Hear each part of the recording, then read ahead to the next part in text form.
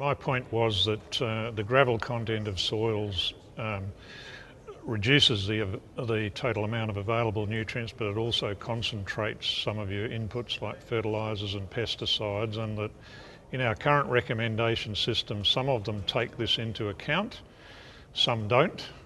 And one of the big problems is that even though they do take account of gravel content of soils, they don't necessarily measure it or estimate it correctly.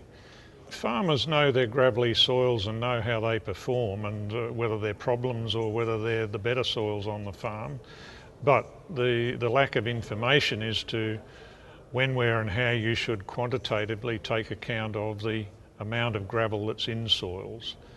And as I said, some recommendation systems already take account of it even though maybe they should not, and others don't take account of it when they should. I think this is a fertile area for many PhDs and for a lot of applied research.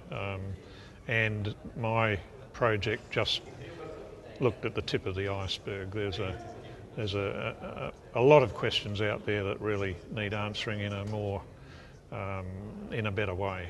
A, it's dynamic.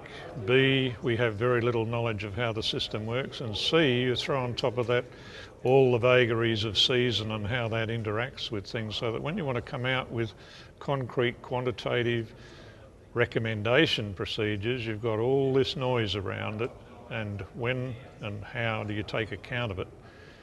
So yes, a lot of research has gone into things, but how do you pull them together to make that far more applicable in any given situation?